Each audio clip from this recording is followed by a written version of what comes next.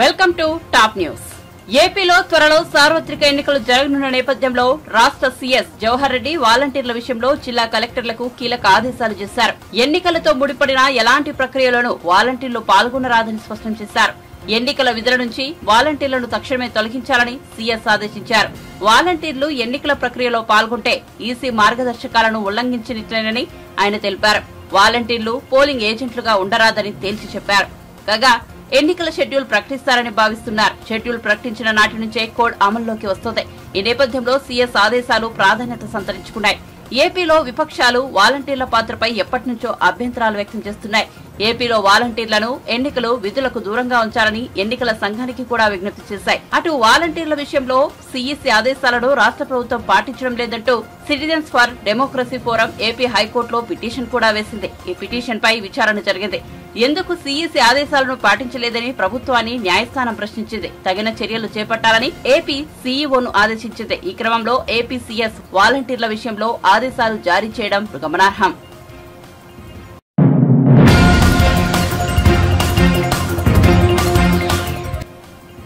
పశ్చిమ బెంగాల్ సీఎం మమతా బెనర్జీ నుదుటిపై తీవ్ర గాయమవడంపై వైద్యులు పలు అనుమానాలను వ్యక్తం చేస్తున్నారు. ఆమెను ఎవరైనా వెనక నుంచి తోసేసి ఉంటారని చికిత్స అందించిన కోల్కతాలోన SSKM medical college hospital director Manimoy Bandopadhyay సందేహం వ్యక్తం చేశారు. నెట్టివేయడం కారణంగానే తీవ్రమైన గాయమై ఉండొచ్చని అన్నారు. సీఎం బెనర్జీని రాత్రి 7:30 సమయంలో ఆసుపత్రికి తీసుకొచ్చారని, బహుశా వెనక నుంచి తోసేయడంతోనే ఆమె కింద పడిపోయి ఉండొచ్చని ఆయన అన్నారు. తీవ్రమైన రక్తస్రావం జరిగిందని వివరించారు. ఈ మేరకు గురువారం పొద్దుపోయాక ఆయన మీడియా ప్రతినిధులతో మాట్లాడారు. Neuro surgery, general medicine, cardiology విభాగాలకు చెందిన నిపుణులు చికిత్స అందించారని మణిమోయ్ బందోపాధ్యాయ తెలిపారు. ఎలక్ట్రో కార్డియోగ్రామ్, సిటీ స్కాన్ వంటి పలు వైద్య పరీక్షలు నిర్వహించామని తెలిపారు. హాస్పిటల్లోనే ఉండాలని చెప్పినప్పటికీ ఇంటికి వెళ్లాలంటూ ఆమె పట్టుబట్టారని వివరించారు. కాగా మరిన్ని వైద్య పరీక్షల కోసం సీఎం మమతా బెనర్జీ శుక్రవారం మరోసారి ఆసుపత్రికి రావాల్సి ఉంటుందని అన్నారు. కాగా ప్రస్తుతం ఆమె తన నివాసంలో వైద్యుల పర్యవేక్షణలోనే ఉన్నారని చెప్పారు.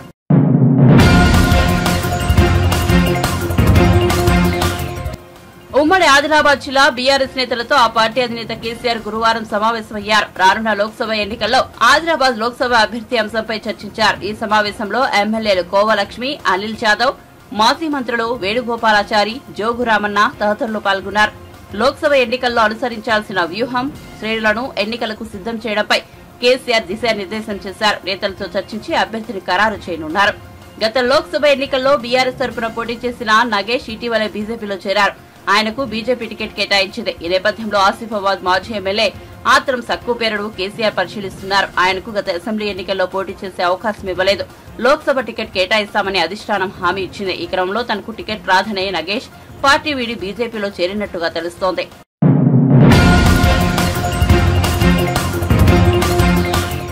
ముఖ్యమంత్రి రేవంత్ రెడ్డికి అంత అభద్రతాభావం ఎందుకని, పదే పదే తమ సర్కారును పడగొట్టాలని చూస్తున్నారనే వ్యాఖ్యలు ఎందుకు చేస్తున్నారని రాజ్యసభ సభ్యుడు లక్ష్మణ్ అన్నారు. ఎన్నికల ద్వారానే తాము తెలంగాణలో అధికారంలోకి వస్తామని, అంతేకాని ప్రభుత్వాలను కూలగొట్టి కాదని, అయినా సర్కారును రేవంత్ రెడ్డి కాపాడుకోకుంటే ఆయన కర్మ అని పేర్కొన్నారు. పార్లమెంట్ ఎన్నికల తర్వాత తెలంగాణలో డబుల్ ఇంజిన్ సర్కిల్ ఏర్పాటుకు మార్గం సుగమం అవుతుందని తాను వ్యాఖ్యానించానని, దీన్ని కూడా రేవంత్ రెడ్డి, బీజేపీ, బీఆర్ఎస్ మా సర్కారును కూలగొట్టాలని చూస్తున్నాయని చెబుతున్నారు. రోజుల తెలంగాణ పర్యటనకు వారు తెరలేపుతూ ఈ అభివృద్ధి అంకెలతో సహా ప్రజల ముందు పెట్టబోతూ ఉన్నారు. కానీ విపక్షాలు ఈ అంశాల మీద ఎన్నికల్లో చర్చనీయాంశం కాకుండా కేవలము విభజన రాజకీయాలకు తెరలేపుతూ అభివృద్ధి విషయంలో మోదీ గారితో ఆ చర్చలో ఎక్కడ కూడా సర్దుగలేము. మరి 10 సంవత్సరాల అభివృద్ధి ఎజెండా, 23 సంవత్సరాలు ముఖ్యమంత్రిగా, ప్రధానమంత్రిగా ఏకతాటిగా వారు ప్రజా జీవితంలో ఉండి చిన్నపాటి మరక మచ్చ లేకుండా, అవినీతి లేకుండా జరిగినటువంటి పాలన, అవినీతిని ఎజెండా చేయలేకపోతున్నారు. వారి 10 సంవత్సరాల కాలంలో జరిగిన కుంభకోణాలు, అవినీతి పుంకాలుగా ప్రజలు 12 లక్షల కోట్ల రూపాయలు యూపీఏ హయాంలో. కాబట్టి అవినీతి మీద చర్చ లేదు. మరి కుటుంబ పాలన, వంశపారపర రాజకీయాల గురించి ప్రధానమంత్రి గారు మోదీ గారు ప్రస్తావిస్తుంటే దాని మీద కూడా చర్చ లేదు. ఎందుకంటే వాళ్ళ కుటుంబ స్వప్రయోజనాల కోసమే పనిచేస్తున్న పార్టీలు, అది కాంగ్రెస్ అయినా, బీఆర్ఎస్ అయినా, ఎస్పీ అయినా, ఆర్జేడీ అయినా, నేషనల్ కాన్ఫరెన్స్ అయినా, డిఎంకే అయినా, ఏ పార్టీలైనా ఎవరి కోసం? వాళ్ళ బిడ్డల భవిష్యత్తు కోసం. కేసీఆర్ గారు కేటీఆర్ ముఖ్యమంత్రి చేయాలంటే సోనియా గాంధీ, రాహుల్ గాంధీ ప్రధానమంత్రి చేయాలి. స్టాలిన్, దయానిధి మారన్ను ముఖ్యమంత్రి చేయాలి. ఉద్ధవ్ ఠాక్రే తన కొడుకు ఠాక్రేను, ఆదిత్య ఠాక్రేను ముఖ్యమంత్రి. ఇది వాళ్ళ ఎజెండా. అంటే వాళ్ళ అభివృద్ధి మీద చర్చ లేదు ఎన్నికల్లో, లేదా ఇవాళ అవినీతి మీద చర్చ లేదు. వారసత్వ రాజకీయాలు, కుటుంబ రాజకీయాలు నడుపుతున్నారు మీరు అంటే సమాధానం లేదు. పైపెచ్చు మైనార్టీ బుజ్జగింపు రాజకీయాలు. ఇవాళ పౌరసత్వం యొక్క చట్టం బిల్లు తీసుకొచ్చి దాన్ని అమలు చేస్తే ఇది ముస్లింలకు వ్యతిరేకం అని చెప్పి దుష్ప్రచారం చేస్తా ఉన్నారు. ఇవాళ ఆఫ్ఘనిస్తాన్, పాకిస్తాన్, బంగ్లాదేశ్ లాంటి దేశాల్లో అవన్నీ కూడా మతపరమైనటువంటి పాలన, ఇస్లాం ఆధారంగా కొనసాగుతున్న పాలనలో మైనార్టీలుగా ఉండేటువంటి హిందువులు, క్రైస్తవులు, జైన్లు, పార్సీలు వివక్ష గురవుతున్నాము. మత మార్పులు ఒత్తిడి పెరుగుతూ ఉన్నది. మా మీద అత్యాచారాలు జరుగుతున్నాయి, దౌర్జన్యాలు జరుగుతున్నాయి. మా ప్రార్థనా స్థలాలకు రక్షణ లేదు. మేము బతకలేకపోతున్నాము. తిరిగి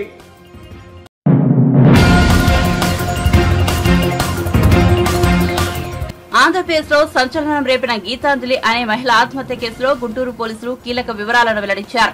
సోషల్ మీడియాలో ట్రోలింగ్ వల్ల ఆత్మహత్య చేసుకున్నట్లుగా భావిస్తున్న గీతాంజలి కేసుకు సంబంధించి 2 నిందితులను అదుపులోకి తీసుకున్నట్లు పోలీసులు వెల్లడించారు. ఈ మేరకు గుంటూరు జిల్లా ఎస్పీ తుషార్ డూడి గురువారం విలేకరుల సమావేశం నిర్వహించారు. తెనాలి గీతాంజలి కేసులో సంఘటనకు సంబంధించి సోషల్ మీడియాలో రాంబాబు, వెంకట దుర్గారావు అనే 2 అనుచిత పోస్టింగ్లను పెట్టారని అన్నారు. వారిద్దరినీ గుర్తించి అదుపులోకి తీసుకున్నట్లు ఎస్పీ చెప్పారు. వారిని రిమాండ్ కోసం మెజిస్ట్రేట్ ఎదుట ప్రవేశపెడుతున్నట్లు చెప్పారు. సోషల్ మీడియాలో వచ్చిన ట్రోలింగ్స్ వల్ల మహిళలు, యువత ఎటువంటి ఆత్మ న్యూనతకు గురి కావద్దని ఎస్పీ తుషార్ డూడి వెల్లడించారు. సోషల్ మీడియా డేటా చూస్తే హండ్రెడ్స్ ఆఫ్ అకౌంట్స్ ఉన్నాయి. దాంట్లో 60 అకౌంట్స్ ఇలాంటివి ఉన్నాయి. చాలా ఆ లాంగ్వేజ్ మీరు చదివితే కూడా చాలా బాధగా ఉంది. ఇది అంతా చేసిన తర్వాత బ్యాక్గ్రౌండ్కి వెళ్ళి ఆ అకౌంట్ ఎవరు ఆపరేట్ చేస్తున్నాడు, ఎక్కడ ఉంటాడు, టీమ్స్ పెట్టాము. దాంట్లో కొంతమంది ఇప్పటి వరకు ఐడెంటిఫై అయ్యారు. ఆ కొంతమందిలో 2 ఈరోజు Rambabu son of Ramachandrarao age 46 plus Venkat Durgarao son of Apparao age 31 ఇయర్స్ని కస్టడీలో తీసుకోవడం జరిగింది. ఇప్పుడు మెజిస్ట్రేట్ ముందు రిమాండ్ కోసం ప్రొడ్యూస్ చేస్తాం. ఇంకా కొన్ని ఇండివిజువల్స్ని ఐడెంటిఫై చేసి ఉన్నాము. అకౌంట్స్ కూడా వర్కౌట్ చేస్తున్నాము. చట్టాల ప్రకారం ఎవరిది ఏ కంపోనెంట్ ఉంది, ఎలాంటి చర్యలు తీసుకోవాలి, అది మేము ఖచ్చితంగా చూసుకుంటాం. ఎందుకంటే ఈ విక్టిమ్ది ఆ రోజు ఆ ఇంటర్వ్యూ ఇవ్వకపోతే she would have been alive. ఆమెకి ఆ జాబ్ కూడా మేబీ వస్తుంది. 2 పిల్లలు ఉన్నారు. ఒక పాప 10 ఇయర్స్, ఒక పాప 7 ఇయర్స్. ఆ కుటుంబం అంతా బాగానే ఉంటుంది. ఆవిడ తప్పు ఏంటి? ఈ made a video on 4th afternoon. ఎలాంటి ట్రోలింగ్ చేశారు, ఇప్పటికీ ట్రోలింగ్ కూడా I wanted to show you, కానీ మీ వ్యూవర్స్ ఉంటారు, ఫ్యామిలీ ఉంటారు, పిల్లలు ఉంటారు. ఆ లాంగ్వేజ్ ఇక్కడ పెట్టడానికి కుదరదు. కానీ మీరు నా దగ్గరికి వస్తే, నా టీమ్ని కాంటాక్ట్ చేస్తే ఆ కమెంట్స్ కూడా మేము చూపిస్తాం. Since it cannot be put on public platform, ఇక్కడ మేము పెట్టలేదు. ఇలాంటి వేరే కూడా ఈ ప్రాసెస్ ఇంకా నడుస్తుంది. ఐడెంటిఫై చేసుకొని ఖచ్చితంగా అంతర్భావన చర్యలు తీసుకుంటాము. ఇక్కడ ఉన్న గుంటూరు ఎస్పీగా ఏపీ పోలీస్ తరఫు నుండి, నా తరఫు నుండి ఒక చిన్న రిక్వెస్ట్ ఉంది త్రూ మీడియా. పిల్లలకి మహిళలకి ఇంకా ఎవరికైనా ఇలాంటి పరిస్థితుల్లో మీరు ఉంటే మీరు ఫ్రీగా మా పోలీస్ స్టేషన్కి రావచ్చు, నా దగ్గరికి రావచ్చు, దిశ పోలీస్ స్టేషన్కి వెళ్ళవచ్చు. 1930 హెల్ప్ లైన్ ఉంది, మన దగ్గర దిశ యాప్ ఉంది. తర్వాత ఇక్కడ కూడా దిశ టీఎస్పీ గారి నెంబర్ కూడా నేను చెప్తాను, 8688831465. స్టేట్ మహిళా హెల్ప్ లైన్ ఉంది, 9154880389. మీరు మా దగ్గరికి రండి. మీకు కాన్ఫిడెన్షియలిటీ కావాలి అంటే మీరు మాకు ఒక వాట్సాప్ చేయవచ్చు, మెసేజ్ పెట్టవచ్చు. కానీ మీరు ఇలాంటి ఎక్స్ట్రీమ్ స్టెప్ తీసుకుంటే మీ వెనక ఉన్న వాళ్ళు ఫ్యామిలీ, మీ ఉన్న సొసైటీ చాలా పెద్ద ఇంపాక్ట్ ఉంటుంది. And plus it gives a strong hand to bully. ఎవరు ఇలాంటి చేస్తున్నారు వాళ్ళకి బలం పెరుగుతుంది. ఏం చేశాము, జరిగింది, చనిపోయింది, ఇంకా చేస్తాము, ఇంకా వేరే వాళ్ళని చేస్తారు. సో ఈయన విక్టిమ్ మేము ఇంకా గట్టిగా నిలబడాలి. పోలీస్ దగ్గరికి రండి.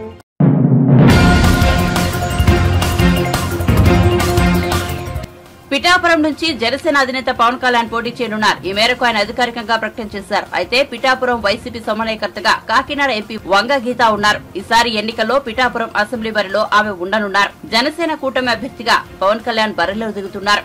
అయితే విజయం తమదేనని వంగ గీత ధీమా వ్యక్తం చేయనున్నారు. గురువారం మీడియాతో మాట్లాడిన ఆమె వైసీపీ అధిష్టానం నిర్ణయం మేరకు తాను పిఠాపురంలో పోటీ చేసేందుకు రెడీగా ఉన్నానని ఆమె తెలిపారు. పవన్ కళ్యాణ్ పోటీ చేసినా తానే గెలుస్తానని చెప్పారు.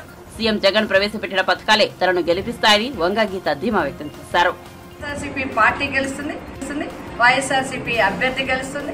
తప్పకుండా ప్రజా మద్దతుతో, మాకు సంపూర్ణ ప్రజా మద్దతు ఉంది. ఎవరైనా పోటీకి మేమంతా సిద్ధంగా ఉన్నాం. టీడీపీ విజయ అవకాశాలు ఎప్పుడు కూడా బాగుంటాయి. పిఠాపురం నియోజకవర్గంలో వైసీపీ తప్పకుండా ప్రజల యొక్క అభిమానంతో, ప్రజల మద్దతుతో, ప్రజల ఓట్లతో వైఎస్ఆర్సీపీ తప్పకుండా గెలుస్తుంది.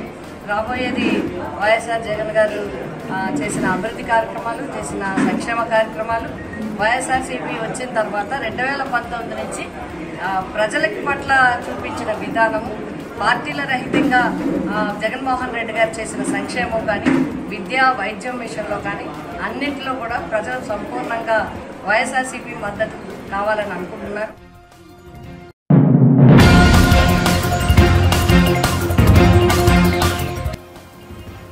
సెప్టెంబర్లో తగినన్ని వర్షాలు పడకపోవడం వల్ల రాష్ట్రంలో కరువు పరిస్థితులు నెలకొన్నాయని మంత్రి పొన్నం ప్రభాకర్ తెలిపారు. అయితే కాంగ్రెస్ వల్లే కరువు వచ్చిందని కొందరు విమర్శిస్తున్నారని, ప్రకృతి విపత్తులకు ఎవరూ బాధ్యులు కాలని అన్నారు. హనుమకొండ జిల్లా ఎల్కతుర్తి, భీమదేవరపల్లి మండల కేంద్రాల్లో వివిధ అభివృద్ది పనులకు మంత్రి పొన్నం ప్రభాకర్ శంకుస్థాపన చేశారు. ఈ సందర్భంగా మాట్లాడిన ఆయన గ్రామాల్లో త్రాగునీటి సమస్యలు తలెత్తకుండా తగిన చర్యలు తీసుకుంటామని తెలిపారు. వాస్తవంగా సెప్టెంబర్లో పడాల్సిన వర్షాలు పడలే, దానివల్ల నీటికి కొరత ఉంది. కానీ కొంత పత్రికల కాంగ్రెస్ తోటి కరువు వచ్చిందంటే వర్షాలు సెప్టెంబర్లో వరాలి, మీరే అధికారంలో. ఇప్పుడు కరువు వస్తే మమ్మల్ని బదనాం చేస్తారు. ఇది ప్రకృతి, మీ తప్పు కాదు, మా తప్పు. నీ ముందు పడతాయి. సెప్టెంబర్లో వర్షాలు పడకపోతే ఎవరేం చేయాలి? నీళ్ళకి ఇబ్బంది ఉంది కాబట్టి కొద్దిగా ఇబ్బంది ఉన్నది. ఎవరేమనుకున్నా వాస్తవానికి అందుకే జాగ్రత్త ఉండాలంటున్నాం. ప్రత్యామ్నాయంగా త్రాగునీటికి మాత్రం గ్రామాల్లో ఇబ్బంది రావద్దని అన్ని చర్యలు తీసుకున్నాం. భవిష్యత్తులో ఎక్కడైనా త్రాగునీటికి సంబంధించి ఏదైనా సమస్య వస్తే నేను శాసనసభ్యుడిగా, మంత్రిగా సంబంధిత అధికారులను సమన్వయం చేసినటువంటి జిల్లా కలెక్టర్ గారు చెప్పిన ఇవాళ ఇప్పుడే సైదాపూర్, చిగురుమామిడి మండలాలలో అక్కడి గౌరవ కలెక్టర్ గారు ఈ 2 మండలాలకు ఏదైనా సమస్య వస్తే నాలా ఎమ్మెల్యే లాగానే ఇక్కడ పనిచేస్తున్న ఎమ్మెల్యేనే అని చెప్పిన అక్కడ నేను మేడంకు మేము రిక్వెస్ట్ కర్రాం. ఈ 2 మండలాలలో మీరే ఎమ్మెల్యే, నేను మంత్రిని, ఇక్కడ మీరే ఎమ్మెల్యే.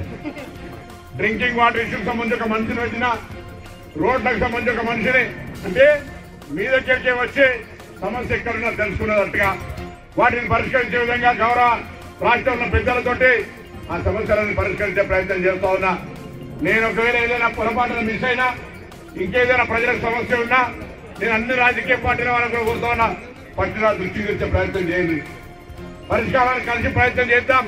కానప్పుడు మీ బాధ్యత తప్పకుండా మమ్మల్ని ఒత్తిడి చేయవలసి హక్కు ఉంటుంది. మేము ఒత్తిడికి ఏ ఇబ్బంది పడం, కానీ సమస్య దృష్టికి లేకుండానే ఏకైకిన ఒత్తిడికి పోయేటువంటి పద్ధతి వద్దు. నేను పరిష్కరిస్తా. ఇక్కడ దేవాదుల నీళ్లు రావాలి, ఇటు ఈ ప్రాంతానికి శ్రీరామ్ సాగర్ నీళ్లు వస్తాయి కాబట్టి వాటిని కూడా, ఎందుకంటే ఈ ప్రాంత రైతాంగం వ్యవసాయం మీద ఆధారపడి ఉంటుంది. కాబట్టి గతంలో కొన్ని ఇబ్బందులు ఉండే మీ చొరవ మా యొక్క వాళ్ళ మీద ఎప్పుడు కూడా ప్రోత్సాహపరిచే సమస్యను దృష్టికి తేవడం, సంబంధిత ఇరిగేషన్ శాఖ అధికారుల వల్ల తేవడం వల్ల కొన్ని సమస్యలు పరిష్కారమైనాయి. అయినా ఈ ప్రాంత రైతాంగానికి శాశ్వతంగా దేవాదాలకు సంబంధించి కావచ్చు, శ్రీరామ్ సాగర్ సంబంధించినటువంటి సాగునీటి విషయంలో కూడా భవిష్యత్తులో ఇబ్బంది లేకుండా ఉండే విధంగా రాబోయే సీజన్ లో అన్ని మరి పర్యవేక్షణ చేయాల్సింది మిమ్మల్ని అందరూ ప్రత్యేకించుకోవాలి.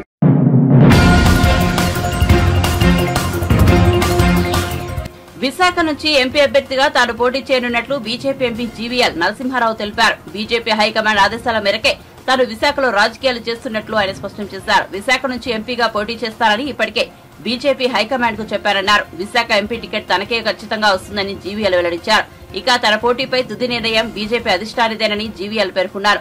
దక్షిణాది రాష్ట్రాల్లో ప్రధాని మోదీ 4 రోజుల పాటు పర్యటించనున్నారని తెలిపారు. ఈ నెల 17న ఏపీ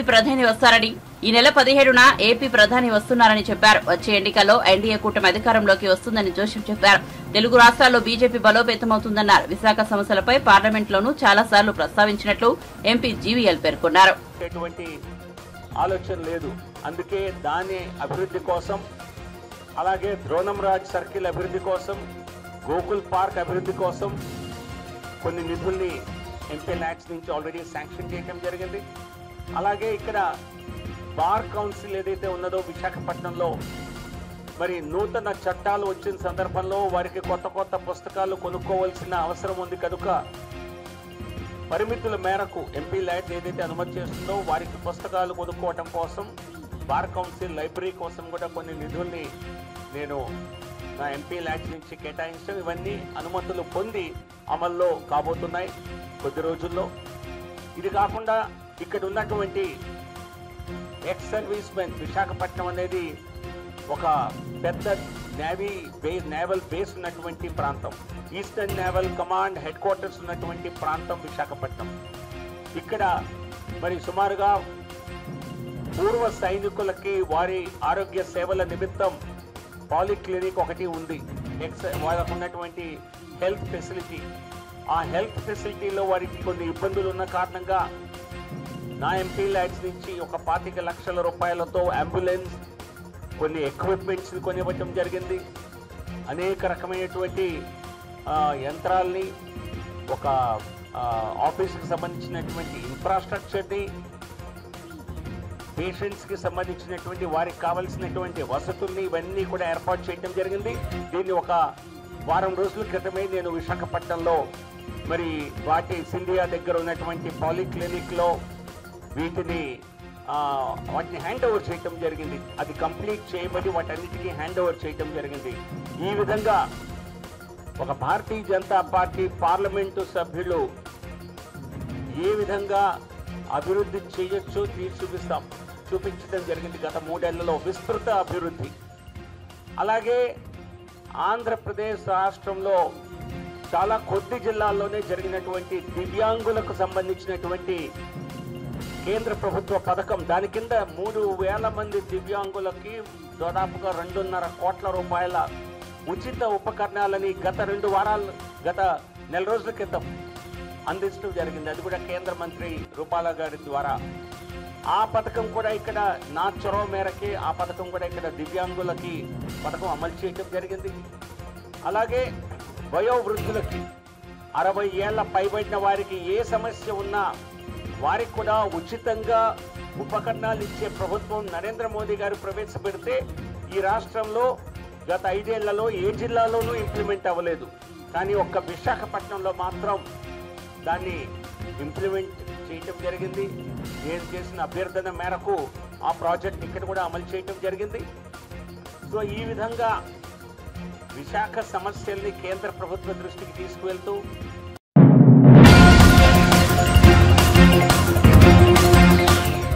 పెడమలూరు టికెట్పై ఆశలు పెంచుకున్న టీడీపీ నేత బోడే ప్రసాద్ పార్టీపై తీవ్ర అసంతృప్తి వ్యక్తం చేస్తున్నారు.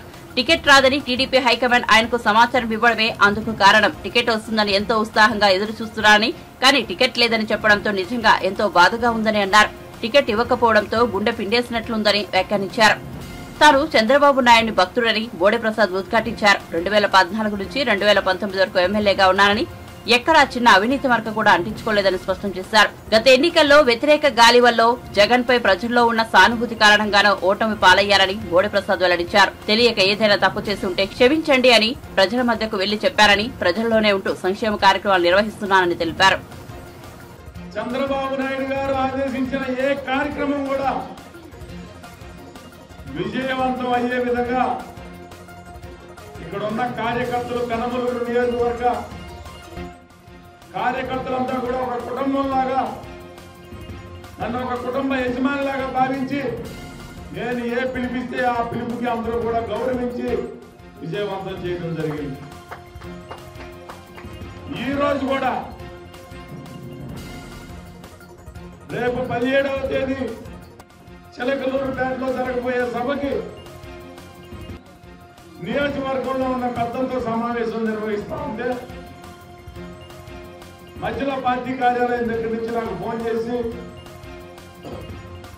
బాబు గారు చెప్పమన్నారు, మీకు అకామిడేట్ చేయలేకపోతున్నామని చెప్పి తెలియజేయడం జరిగింది. నేను ఒకటే అడుగుతా ఉన్నా, ఈ 4.5 సంవత్సరాల్లో నేనేమైనా తప్పు చేశానా? లేకపోతే ఈ నియోజకవర్గంలో సర్వేలు నాకు అనుకూలంగా లేవా? మరి నాకు అవకాశం కల్పించలేనప్పుడు నిన్న ఐవీఆర్ఎస్ పెట్టి మరి నాకు కూడా ప్రజల దగ్గర నుంచి అభిప్రాయ సేకరణ ఎందుకు తీసుకున్నారు?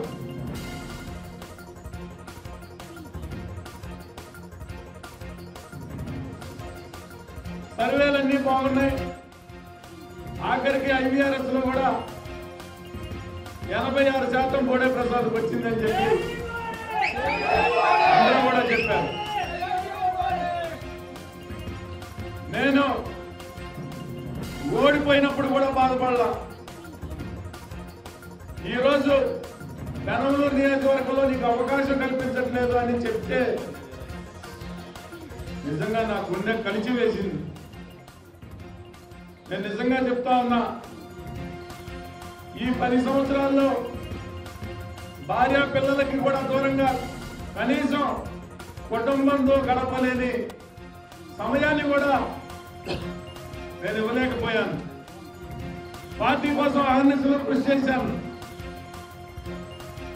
కనీసం ఇంట్లో భార్య చీర కొనుక్కోవాలనో నగ కొనుక్కోవాలని అడిగితేనే మనం తర్వాత ఎప్పుడైనా చేసుకోవచ్చు. మనం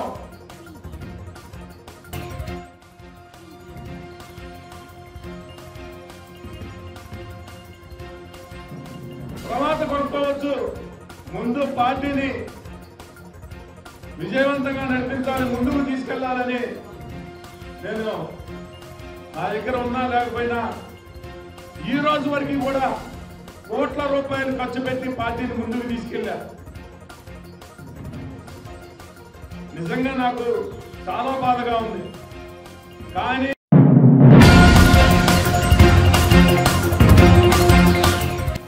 రేవంత్ కమ్మలకు న్యాయం చేస్తారనే నమ్మకం ఉందని రాజ్యసభ ఎంపీ రేణుకా చౌదరి అన్నారు. అన్ని కులాలను కలుపుకుని పోయేది కమ్మ సామాజిక వర్గం అన్నారు. తెలుగు జాతికి గుర్తింపు తెచ్చింది నందమూరి తారక రామారావు అని చాలా మంది తనను ఎన్టీఆర్ కూతురు అనుకునేవారన్నారు. కమ్మవారిలో రైతు కూలీలు ఉన్నారని తెలిపారు. కమ్మవారికి కరువు సమయంలో కార్పొరేషన్ చాలా అవసరమన్నారు. మనం పోయాక విగ్రహాలు ముఖ్యం కాదని, మనం తీర్చిదిద్దే జీవితాలు శాశ్వతమన్నారు. ఆంధ్ర రాష్ట్రంలో కమ్మద్వేసి రాష్ట్రం ఏలుతో తన పక్కన వారితో కమ్మలని తిట్టించే పరిస్థితి ఎందుకు వచ్చిందని ఫరయ్యారు. పౌరుషం పట్టుదల ఉన్న సామాజిక వర్గం మనదన్నారు. బీఆర్ఎస్ అధినేత కూడా తన కొడుకుకి ఎన్టీఆర్ పేరు పెట్టుకున్నారని గుర్తు చేశారు. ఈ పెద్దవాళ్ళయ్యి పెద్ద పదవులు అలంకరించి సంపాదించి తల్లిదండ్రులనే కాకుండా దేశ సేవలో వాళ్ళు జోక్యం చేసుకొని ఈ దేశ భవిష్యత్తులో భాగస్వాములుగా వాళ్ళు ఉండగలిగారు అంటే అది మన శాశ్వతం. ఎక్కడ పోయినా కమ్మవారు బిడ్డాడు. ఇంకొక బలహీనత మనలో ఉంది. ఎవరికి వారు వాళ్ళు పేరు కులము గొప్పగా చెప్పుకుంటారు. మందప కృష్ణ మాదిగా అని చెప్పుకుంటాడు. అందరూ గౌరవిస్తాం కృష్ణాని. అలాగే యాదవులు చెప్పుకుంటారు, గౌళ్ళు చెప్పుకుంటారు, అందరూ చెప్పుకుంటారు. కమ్మవారు చెప్పుకునే దానికి భయపడి బెదిరిపోయే పరిస్థితులు ఎందుకు ఏర్పడినాయని ఎందుకు మనము భయపడతాము పేరు చెప్పుకునేదానికి? ఎంతమందో ఇంటి పేరు చెప్పుకొని చౌదరీలు రావులు మానేశారు, చెప్పుకోలేరు. బోర్డు పెట్టుకోవడానికి కూడా భయము. ఆంధ్ర రాష్ట్రంలో ఉమ్మడి రాష్ట్రంగా ఉన్నప్పుడు నేను రాష్ట్రం అంతా తిరిగిన దాన్ని నందమూరి గారితో పాటు. ఆంధ్ర రాష్ట్రంలో ఒక కమ్మ ద్వేషి రాష్ట్ర ముఖ్యమంత్రిగా అక్కడ రాజ్యమేలుతూ నానా హింసలు పెట్టి కమ్మ వాళ్ళనే పక్కన పెట్టుకొని వాళ్ళతోనే తోటి కమ్మవాడిని తిట్టించి ఈ హీనమైన పరిస్థితులకి మనం దిగజారాల్సిన అవసరం మనకి లేదు. మనము లేకపోతే సమాజం కూడా జరగదు. మనలో ఉన్నవాళ్ళు పెద్దవాళ్ళు చాలామంది ఉన్నారు, చాలామందిని పోషిస్తున్నారు, ఉద్యోగాలు కేటాయిస్తున్నారు. రాష్ట్రానికి దేశానికి ఆర్థికంగా మనము బలపరుస్తున్నాము. మనం చేసే సంపాదనలు సామాన్యం కాదు, అన్నీ కూడా చేయగలుగుతున్నాము. కాబట్టి తగిన గౌరవాన్ని కూడా మనం సాధించుకోవాలా, సంపాదించుకోవాలనేది నా కోరిక. ఇక్కడే కాదు, ఎన్ఆర్ఐస్ కూడా భయపడితే వాళ్ళ పేర్లు వాళ్ళు పెట్టుకోవడానికి ఇది చాలా శోచనీయం. సో మనము వెనకాడాల్సిన అవసరం లేదు, సిగ్గుపడాల్సిన అవసరం అంతకంటే భయం అనేది అసలు మన సామాజిక వర్గానికి చాలా తక్కువ. పౌరుషము పట్టుదలనే మనకి ఎక్కువ. గేరా పొగురు అని అంటూ ఉంటారు, ఉండాల్సిందే, అది ఉండాల్సిందే ఇవాళ రోజు, లేకపోతే మర్యాద కూడా లేదు. కాబట్టి ఈ నా ఆలోచన విధానాలు మీ ముందు నేను పెట్టాను. ఎందుకంటే ఎక్కడికి వెళ్ళినా కూడా, మొన్న ఎయిర్పోర్ట్ బాంబే ఎయిర్పోర్ట్లో నేనున్నా, ఒక ఆయన పరిగెట్టుకుంటా వచ్చి నా చేయి పట్టుకున్నాడు. ఎవరయ్యా బాబు నువ్వు? ఆశ లేదు మేడం, మిమ్మల్ని చూసి నేను చాలా గర్వపడుతున్నా, మాకు చాలా సంతోషం. ఆయన బాంబేలో ఆంధ్ర స్కూల్ నడుపుతారంట. ఆయన నేను మీ సామాజిక వర్గం మేడం, నేను ఈ పని చేస్తున్నాను, నేను అందరూ వాళ్ళని తీసుకొచ్చి నేను ఉద్యోగాలు ఇచ్చాను. నాకు ఎంతో గర్వంగా అనిపించింది. ఎంత చక్కగా ఇతర రాష్ట్రాల్లో కూడా మన సామాజిక వర్గం వాళ్ళకి ఆర్థిక విధానాలకి బలపరుస్తూ మన వాళ్ళకి అందరికీ సహకరిస్తూ ఇట్లా పెరగగలుగుతున్నామని, ఇది మనం లక్ష్యంగా పెట్టుకొని మనం ముందుకు సాగాలి. మనం ఐక్యత, ఇవాళ మీరందరూ వచ్చారంటే నాకు నిజంగా చాలా గొప్పగా ఉంది. మనందరం కలిసి కట్టుకుంటే అండి ఎవరు మనల్ని కాదనే సత్తా ఎవరికి లేదు. కాబట్టి నేను మీకోసం ఎప్పుడూ ఉన్నదాన్ని.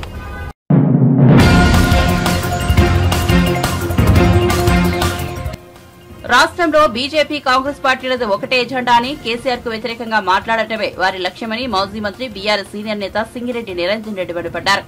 ఆ రెండు పార్టీలకు రాష్ట్రంలో సరైన అభ్యర్థులు లేక బీఆర్ఎస్ నేతలను చేర్చుకుని టికెట్లు ఇస్తున్నారని ఎద్దేవా చేశారు. తెలంగాణకు చేసిన మేలు గురించి చర్చకు సిద్దమా అంటూ అమిత్ షాకు కేసీఆర్ విసిరిన సవాల్ను స్వీకరించకుండా తోక ముడిచారని ఎద్దేవా చేశారు. బుధవారం ఆయన తెలంగాణ భవన్లో మీడియాతో మాట్లాడుతూ, ప్రధాని మోదీ అమిత్ షా రాష్ట్రానికి వచ్చినప్పుడల్లా కేసీఆర్ మీద నిందలు వేయడం తప్ప ఒకటి నిరూపించలేదని పేర్కొన్నారు. బీజేపీ దేశవ్యాప్తంగా బలంగా ఉంటే ఆ పార్టీకి అభ్యర్థులు ఎందుకు కరువయ్యారని ప్రశ్నించారు. ఇప్పుడు అదృష్టం కొద్దీ మీకు అవకాశం వచ్చింది. మా మీద కోపం వచ్చిందో లేకుంటే మా మీద ప్రేమ తగ్గిందో లేకుంటే చూద్దాం వేరే అనుకున్నారో ప్రజలు, సరే వాళ్ళ నిర్ణయాన్ని గౌరవించాల్సిందే, తప్పదు. మీకు వచ్చిన అవకాశాన్ని జాగ్రత్తగా వాడుకోమని చెప్తే ఇతరుల మీద తిట్ల పురాణం ఎందుకు? ఏమవసరం ఉంది? మేము అనని మాటల్ని, మా పార్టీ అనని మాటల్ని మీరు ఆపాదించుకొని అనుకొని నేను ఇట్లా చేస్తా అట్లా చేస్తాను బీరాలు పలికేది ఎందుకే? మేము అంటున్నామా ఎప్పుడన్నా? రేవంత్ రెడ్డి కాంగ్రెస్ పార్టీకి సలాం చేస్తాడు, సంతోషం, ఆ పార్టీలో ఉన్నప్పుడు చేయాల్సిందే. మరి బీజేపీకి ఎందుకు గులాం చేస్తున్నాయా?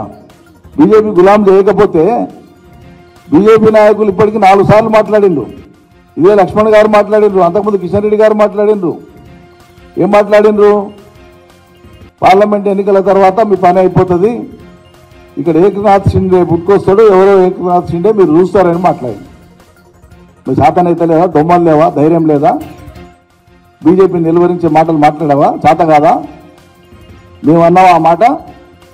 దింపేస్తామని బీజేపీ వాళ్ళు నేరుగా మాట్లాడుతుంటే వాళ్ళ మీద మాట్లాడానికి చేత కానీ రేవంత్ రెడ్డి ముఖ్యమంత్రి బీజేపీ మీద మాట్లాడడానికి నీకు దమ్మే లేదు. మోడీ గారు వస్తే పోయి ఒంగేకి దండాలు పెడుతుంది.